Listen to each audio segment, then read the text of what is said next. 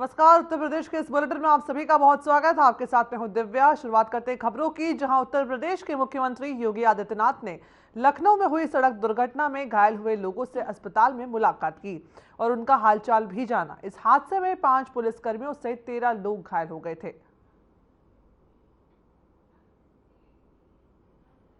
लखनऊ से एक खबर आपको बता रहे हैं, जहां पर घायलों से मिले मुख्यमंत्री योगी आदित्यनाथ। सड़क दुर्घटना में घायल हो गए थे। घायलों का हालचाल जानने के लिए जो है मुख्यमंत्री अस्पताल पहुंचे। तस्वीरें सीधे आपको लखनऊ अस्पताल से दिखा रहे हैं। देख सकते हैं कि घायलों का हालचाल जानते हुए मुख्यमंत्री योगी आदित्यनाथ ये तस्वीरें सीधे आपको अस्पताल से दिखा रहे हैं, जहां पर मुख्यमंत्री एक एक कर सड़क दुर्घटना में घायल हुए लोगों का हालचाल जान रहे हैं। देख सकते हैं लोगों का अभिवादन स्वीकार करते हुए तस्वीरें, साथ ही सड़क दुर्घटना में घायल हुए लोगों का हालचाल जानते मुख्यमंत्री योगी आदित्यनाथ लखनऊ से तस्वीर आपको दिखा रहे हैं। साथ ही डॉक्टर से भी उन्होंने बातचीत की और घायलों के बारे में इलाज की जानकारी ली, उनके स्वास्थ्य की जानकारी ली।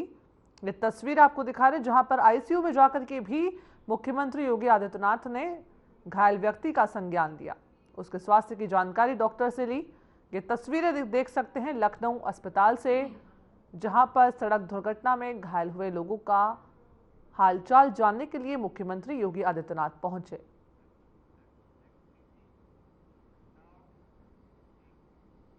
और वहीं उत्तर प्रदेश लोक सेवा आयोग, अधीनस्थ सेवा चयन आयोग एवं विद्युत सेवा आयोग द्वारा निष्पक्ष एवं पारदर्शी भर्ती प्रक्रिया के अंतर्गत कुल 1782 पदों हेतु चयनित अभ्यर्थियों को सीएम योगी आदित्यनाथ ने नियुक्ति पत्र वितरित किए।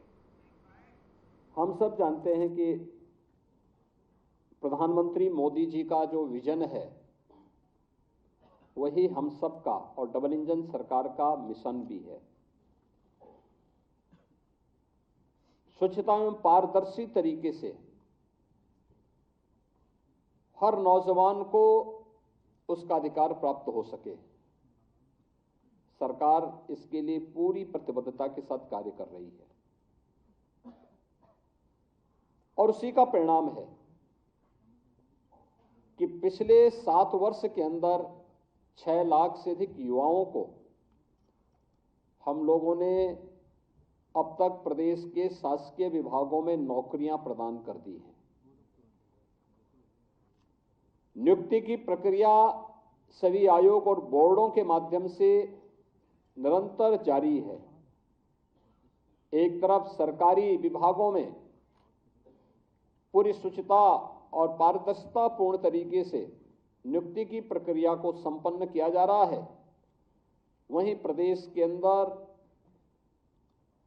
नौकरी और रोजगार की नई संभावनाओं के लिए भी डबल इंजन की भारतीय जनता पार्टी की सरकार ने जो प्रयास प्रारंभ किए थे, आज उसके सार्थक परिणाम हम सबके सामने देखने को मिल रहे हैं। प्रदेश में सुरक्षा और कानून व्यवस्था की बेहतर स्थिति का परिणाम कैसे होता है, यह आज हम सबके सामने है। जब हम लोग देखते हैं कि जिस प्रदेश में कोई निवेश नहीं करना चाहता था, उस प्रदेश में देश भी और दुनिया भी आज निवेश करने के लिए आ रही है। आपने अभी पिछले दिनों देखा होगा, गत सप्ताह ही प्रधानमंत्री जी ने 10,24,000 करोड़ रुपए के निवेश के प्रस्तावों को जमीनी धरातल पर उतारा था, यानी उनका शिलान्यास का कार्यक्रम संपन्न हुआ। ये 10,24,000 करोड़ रुपए के निवेश के प्रस्ताव का जमीनी धरातल पर उतरने का मतलब आप जानते हैं, 34 लाख से अधिक नौजवानों को सीधे सीधे नौकरी। ये 34 लाख लोग पहले कहां जाते थे? देश के अंदर अलग अलग जगहों पर भटकते थे नौकरी के लिए। कोई महाराष्ट्र जाता था, कोई पंजाब जाता था, कोई बेंगलुरु जाता था, कोई गुजरात जाता था, कोई तमिलनाडु जाता था, कोई आंध्र प्रदेश जाता था। आज कहीं जाना नहीं है, बल्कि अपने ही राज्य में वह निवेश हो रहा है, अपने ही राज्य में उसको नौकरी मिलेगी। यह एक संभावना प्रदेश के अंदर तैयार कर दी गई। जब हम लोग ग्लोबल इन्वेस्टर समिट किए थे फरवरी 2023 में, तो हमें 40 लाख करोड़ रुपए के निवेश के प्रस्ताव प्राप्त हुए। पूरी दुनिया देख रही थी एक यूपी में क्या हो गया, इतना पैसा आ रहा है। थोड़ी भी शासन प्रशासन की कार्य पद्धति बदल जाए, ईमानदारी पूर्ण तरीके से वो कार्य करना प्रारंभ कर दे, तो कैसा सर्वांगीण विकास के रास्ते खुलते हैं। निवेश आ रहा है, इंफ्रास्ट्रक्चर। आज के दिन पर उत्तर प्रदेश में जितना कनेक्टिविटी के लिए 4 लेन की कनेक्टिविटी हो, एक्सप्रेस हाईवे का हो, रेलवे का हो, एयर कनेक्टिविटी का हो, वाटरवे का हो, जितना बेहतर कार्य यूपी के अंदर हो रहा है, अन्यत्र देखना कठिन है। इस इंफ्रास्ट्रक्चर का लाभ भी उत्तर प्रदेश के अंदर मिल रहा है। गांव गांव में विद्युतीकरण का कार्य हो रहा है, नए सब स्टेशन लग रहे हैं, नए जनरेशन प्लांट लग रहे हैं, विद्युत की अधिक से अधिक आपूर्ति देने की कार्रवाई हो रही है, नए नए तरीके से लोगों के जीवन में परिवर्तन लाने के कार्य हो रहे हैं। ये सभी कार्य समयबद्ध तरीके से आगे बढ़ाने का कार्य हो रहा है। इंफ्रास्ट्रक्चर के साथ साथ सरकार ने तकनीक का उपयोग करते हुए बेहतर व्यवस्था प्रदेश के अंदर तैयार की, खासतौर पर गरीब कल्याण के क्षेत्र में भी। पहले लोगों को सुविधा नहीं मिल पाती थी। पिछले 7 वर्ष में डबल इंजन सरकार आने का परिणाम किस रूप में लोगों को प्राप्त हुआ। बिना भेदभाव के लगभग 56 लाख गरीबों को एक एक मकान मिल गया। अनुमान करिए, पहले 1 मकान 2 मकान नहीं मिल पाता, 56 लाख लोगों को डबल इंजन सरकार ने मकान उपलब्ध करवा दिया। 23 लाख हेक्टेयर भूमि में अतिरिक्त सिंचाई की सुविधा दे दी।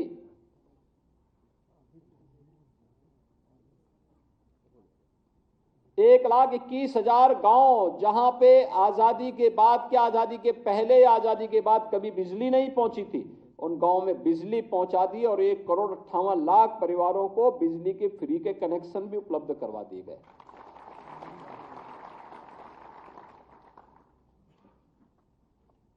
गांव गांव में न्याय पंचायत स्तर पर, ब्लॉक स्तर पर हेल्थ एंड वेलनेस सेंटर बनाए जा रहे हैं। जिस उत्तर प्रदेश ने 1947 से लेकर के 2017 तक केवल 12 गवर्नमेंट मेडिकल कॉलेज देखे थे, आज उत्तर प्रदेश सभी 75 जनपदों में मेडिकल कॉलेज बनाने के लिए पूरी प्रतिबद्धता के साथ काम कर रहा है।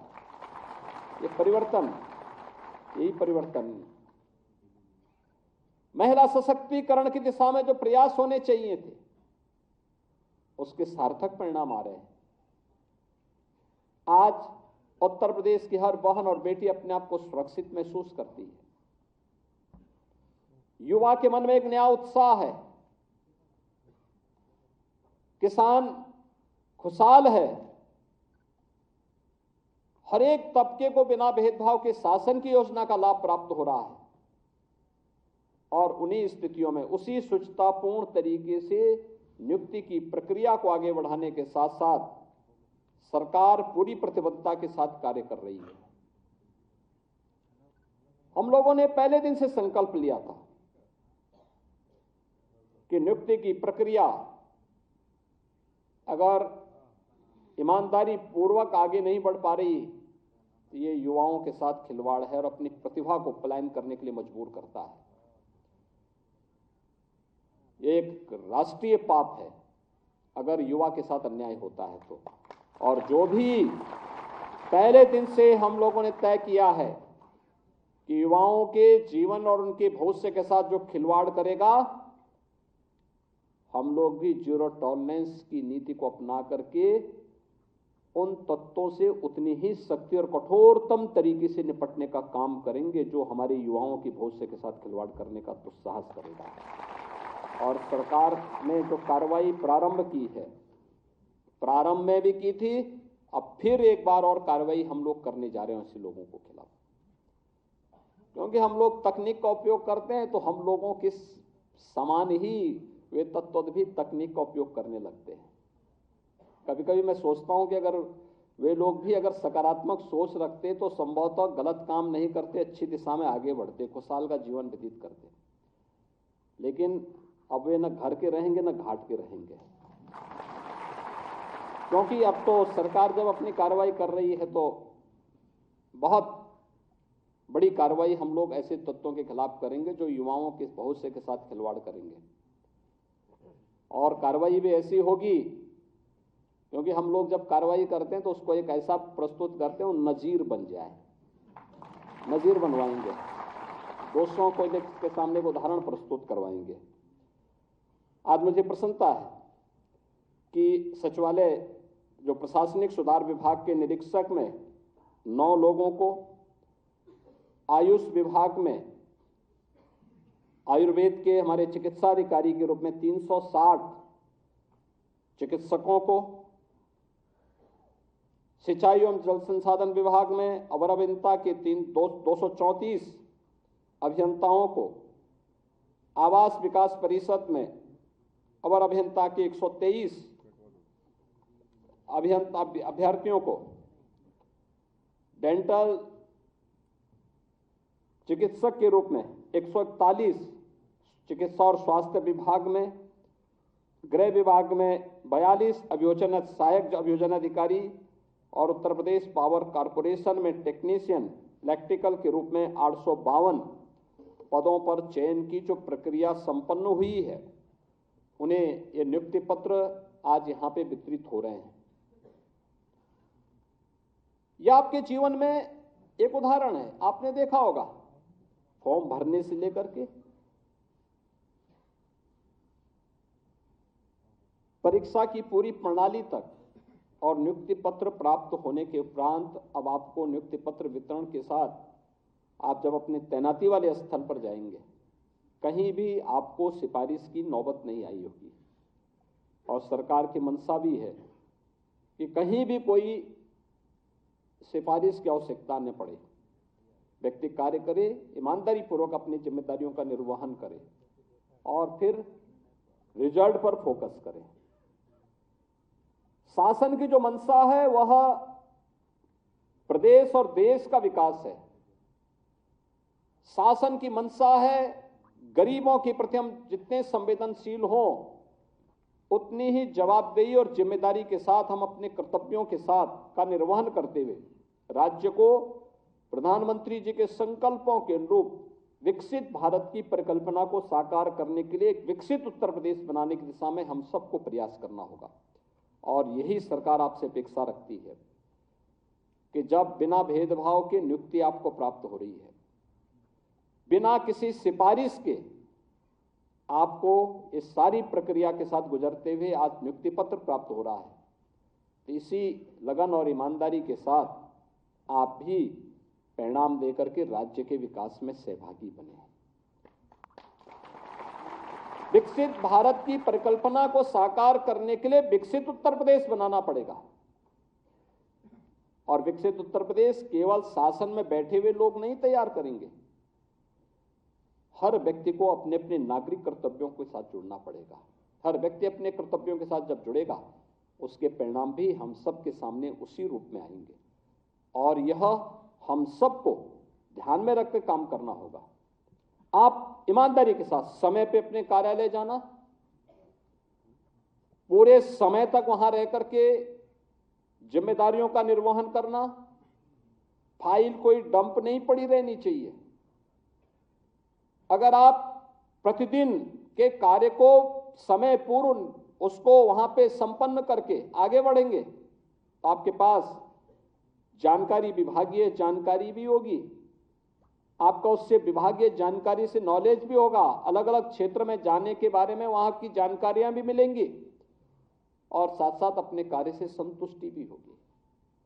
अक्सर होता है जब व्यक्ति के पास कार्य लगातार ढेर जमता है और समय पे उसका निस्तारण नहीं कर पाता है, तो वही बाद में फिर उसको ये बना देता है कि साहब कैसे करूं, फिर वह धीरे धीरे करके ट्रैक से उतर जाता है और फिर वहीं से जिस एक व्यक्ति को अपने कैरियर में 30-35 वर्ष तक अपनी सेवाएं देनी है और एक बहुत अच्छे करियर के साथ जो व्यक्ति आगे बढ़ सकता है, और समय ही उस व्यक्ति को सर्विस से बाहर होना पड़ता है। सरकार की अनुशासनात्मक कार्रवाई का सामना करने के लिए उसको मजबूर होना पड़ता है, फिर नौकरी से हाथ धोना पड़ता है। आज आपको नियुक्ति पत्र प्राप्त हो रहा है, आप अपने माता पिता, अपने अभिभावकों और अपने परिवार के, अपने उन सभी मित्रों और शुभचिंतकों की भावनाओं के अनुरूप आज आप नियुक्ति पत्र प्राप्त कर रहे हैं। आपकी भी मिशन यही होना चाहिए कि अब मुझे नियुक्ति पत्र प्राप्त हो गया है, आपने एक पड़ाव पूरा किया। ये मंजिल नहीं है आपकी, ये तो एक पड़ाव पूरा किया, जीवन का एक पड़ाव। आपका लक्ष्य था कि मैं अच्छी पढ़ाई करने के बाद एक पद पर जाऊं, मुझे पैर रखने की एक जगह मिले और वहां पर अब आपको सर्वश्रेष्ठ प्रदर्शन करने के लिए अपने आप को तैयार करना।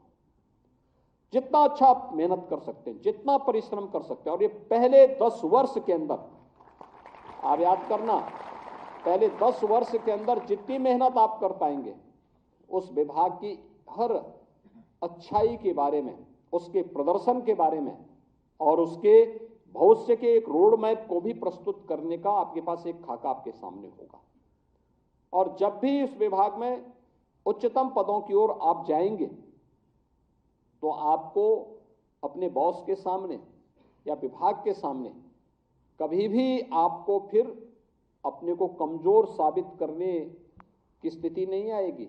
कमजोर नहीं पाएंगे आप अपने आप को, क्योंकि आप तो अपडेट हैं इन सब कार्यों की। और मुझे लगता है कि वह पहले दिन से आपको करना पड़ेगा, जवाबदेही के साथ, पूरी ईमानदारी पूर्वक अपने कर्तव्यों के निर्वहन के साथ आप आगे बढ़ेंगे। अलग अलग फील्ड से जुड़े हुए आप लोग हैं, कोई डॉक्टर है, कोई आयुष का डॉक्टर है, कोई अभियंता है, कोई टेक्नीशियन के रूप में काम कर रहा है, कोई किसी अन्य फील्ड में काम कर रहा है, किसी को सचिवालय प्रशासन में अपनी जिम्मेदारियों का निर्वहन करना है। अलग अलग दायित्व का निर्वहन करने के लिए आपको सभी को मिलकर के इस अभियान के साथ आगे बढ़ना ही पड़ेगा। और मुझे लगता है कि यह आपके जीवन में आत्मिक संतुष्टि का कारण भी बनेगा और आपको आगे बढ़ाने में एक निर्णायक भूमिका का निर्वहन भी करेगा। आज के इस अवसर पर मैं एक बार फिर से, जो पिछले हम लोगों ने अलग अलग समय में इस प्रकार के नियुक्ति पत्र के वितरण के कार्यक्रम किए, मुझे प्रसन्नता है कि हम लोगों ने यहाँ पे जल संसाधन विभाग के ही 1438 अभियंताओं को, नियुक्त जूनियर इंजीनियर को हम लोगों ने यहाँ पे उत्तर प्रदेश लोक सेवा के द्वारा चयनित थे, उनको भी नियुक्ति पत्र यहीं पे जारी किया। प्रवक्ता और सहायक अध्यापक के माध्यमिक शिक्षा के थे 436 को, इनको 2021 में हम लोगों ने नियुक्ति पत्र प्रदान किया। 271 खंड शिक्षा अधिकारियों को भी हम लोगों ने यहाँ पर नियुक्ति पत्र जारी किए। 49 उप जिलाधिकारियों को, 110 नायब तहसीलदारों को, 31,277 सहायक अध्यापक बेसिक शिक्षा को, 1160 इसमें डिप्टी कलेक्टर थे, बीएसए थे, वरिष्ठ प्रवक्ता थे, समीक्षा अधिकारी थे, गन्ना पर्यवेक्षक थे, गन्ना विकास निरीक्षक थे। 267 नायब तहसीलदार और प्रवक्ता की भी नियुक्ति की प्रक्रिया संपन्न हुई। और इसी प्रकार से 22 में भी 332 आबकारी कांस्टेबल का, 1354 स्टाफ नर्स का, 431 वरिष्ठ प्राविधिक सहायक कृषि सेवा से जुड़े हुए थे। 9055 सब इंस्पेक्टर को हम तैनाती इससे पहले दे चुके हैं। 496 उत्तर प्रदेश लोक सेवा द्वारा आयोजित जो पीसीएस के 9 चयनित अधिकारी थे उनको, 795 विभिन्न विभागों में 9 चयनित अधिकारी और कर्मचारी थे उनको, 7182 एएनएम को भी नियुक्ति पत्र मुझसे पहले यहाँ पे प्रदान कर चुके हैं। उप निरीक्षक, सहायक उप निरीक्षक के भी 1148 को हम लोगों ने यहाँ पे नियुक्ति पत्र दिया। 277 आरक्षी जो कुशल खिलाड़ी थे यानी उत्तर प्रदेश ने अपने खिलाड़ियों को भी नियुक्ति पत्र देना प्रारंभ किया है। अभी आपने देखा होगा एशियन गेम में और ओलंपिक में जिन्होंने उत्तर प्रदेश के खिलाड़ियों ने गोल्ड मेडल जीते थे, उन्हें हमने सीधे डिप्टी एसपी बनाया। 500 खिलाड़ियों। सीएम योगी आदित्यनाथ को अभी आप सुन रहे थे, जहां पर लखनऊ में सीएम योगी आदित्यनाथ ने 1782 अभ्यर्थियों को नियुक्ति पत्र सौंपे हैं।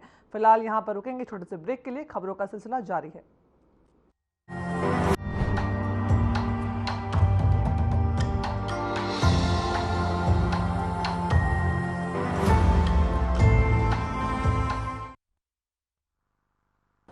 Best channel head Shri Brijmohan Singh, Sadhna news. Best channel head Shri Brijmohan Singh, Sadhna news. ये पीछे बैठे लोगों से मेरी खास तवज्जो मांगनी चाहूंगी कि प्लीज आप लोग तालियां जरूर बजाएं, प्लीज। यहाँ पे आने वाले सभी लोगों की हौसला अफजाई होती है आपकी तालियों से।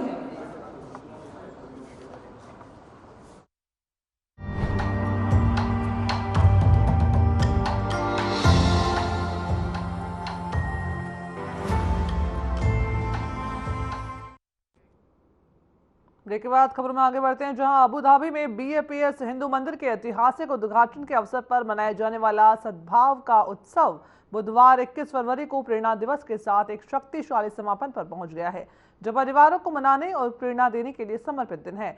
ऐसे व्यक्ति जिन्होंने समाज में योगदान दिया है। बीएपीएस हिंदू मंदिर की महिला शाखा द्वारा आयोजित और प्रस्तुत इस विशेष सभा में 2000 से ज्यादा महिलाओं ने भाग लिया। बता दें कि इस कार्यक्रम में समाज के उत्थान में महिलाओं की महत्वपूर्ण भूमिका और मानवता के लिए उनके अमूल्य योगदान पर प्रकाश भी डाला गया।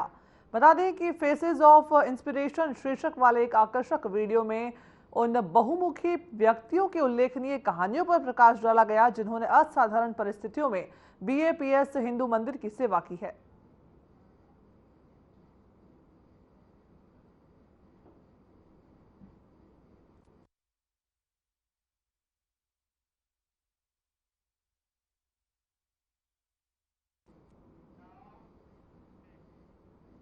और वहीं प्रधानमंत्री नरेंद्र मोदी ने वर्चुअली माध्यम से रायबरेली स्थित एम्स का लोकार्पण किया है। दिखाते हैं आपको सीधी तस्वीरें।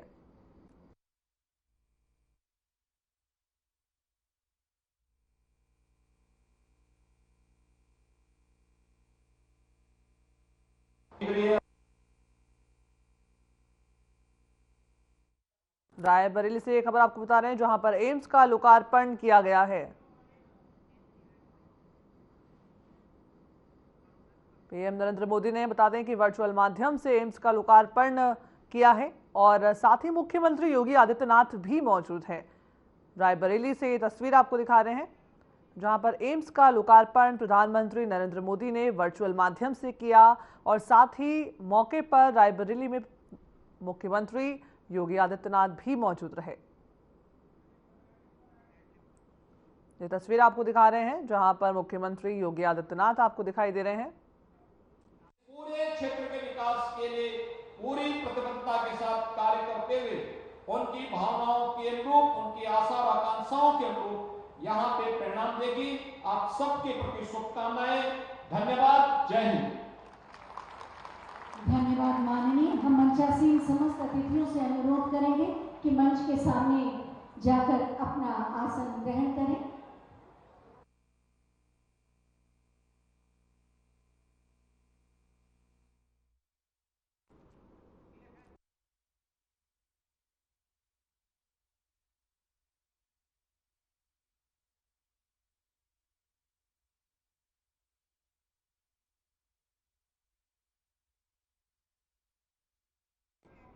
रायबरेली से ये तस्वीर आपको दिखा रहे हैं।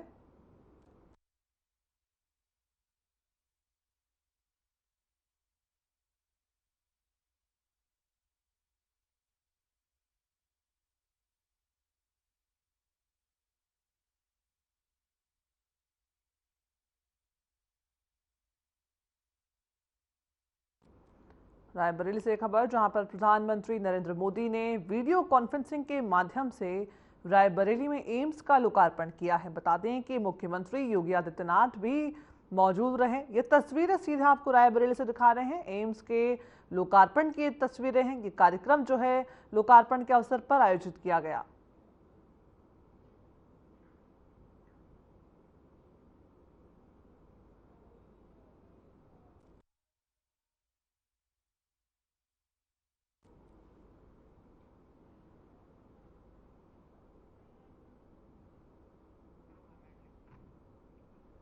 बता दें कि बीएपीएस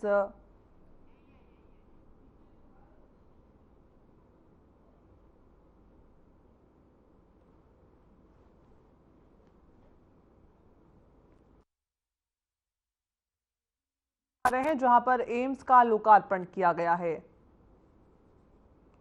पीएम नरेंद्र मोदी ने लोकार्पण किया है। ये तस्वीरें सीधा आपको रायबरेली से दिखा रहे हैं। देख सकते हैं कार्यक्रम की तस्वीरें।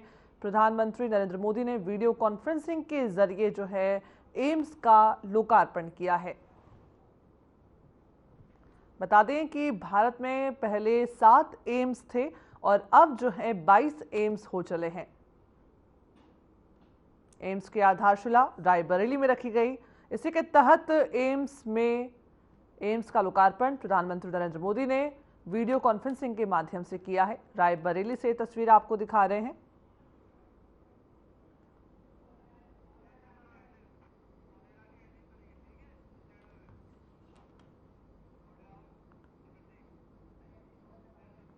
प्रधानमंत्री नरेंद्र मोदी ने वर्चुअली माध्यम से रायबरेली स्थित एम्स का लोकार्पण किया है।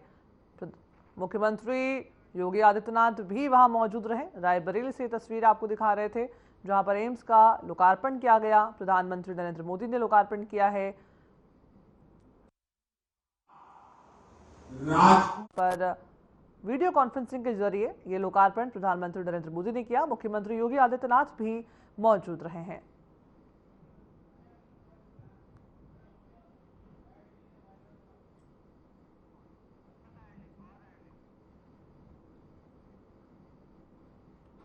ये तस्वीरें रायबरेली से।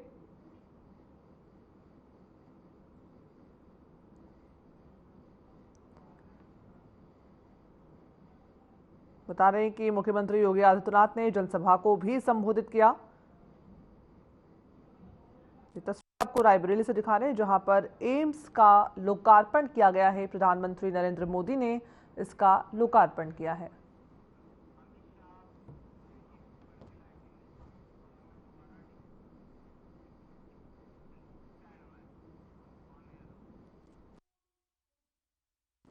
और वहीं मध्य प्रदेश के भोपाल में प्रबुद्ध जन सम्मेलन का आयोजन किया गया जिसमें केंद्रीय गृह मंत्री अमित शाह ने शिरकत की है। बता दें कि इस मौके पर गृह मंत्री अमित शाह ने सभी को संबोधित किया है। भोपाल से खबर आपको बता रहे हैं जहां पर मध्य प्रदेश के भोपाल में प्रबुद्ध जन सम्मेलन का आयोजन किया गया है जिसमें केंद्रीय गृह मंत्री अमित शाह ने शिरकत की है। और इस मौके पर गृह मंत्री अमित शाह ने सभी को संबोधित किया। मध्य प्रदेश के पूर्व मुख्यमंत्री और भाजपा के वरिष्ठ नेता श्रीमान शिवराज सिंह जी चौहान जी, हमारे दोनों उप मुख्यमंत्री श्रीमान जगदीश देवड़ा जी, श्रीमान राजेंद्र शुक्ल जी, और आज इस कार्यक्रम के केंद्र बिंदु मध्य प्रदेश की राजधानी भोपाल के अंदर आए हुए सभी प्रबुद्ध जन भाइयों बहनों, आप सभी का मैं भारतीय जनता पार्टी की ओर से हृदय से स्वागत करता हूं। मित्रों, 2024 का वर्ष एक प्रकार से समग्र विश्व के अंदर लोकतंत्र के पर्व का वर्ष। विश्व की 40% आबादी अपने यहां चुनाव के अंदर जा रही है। बुलेटिन में फिलहाल इतना ही। मुझे दीजिए इजाजत। नमस्कार।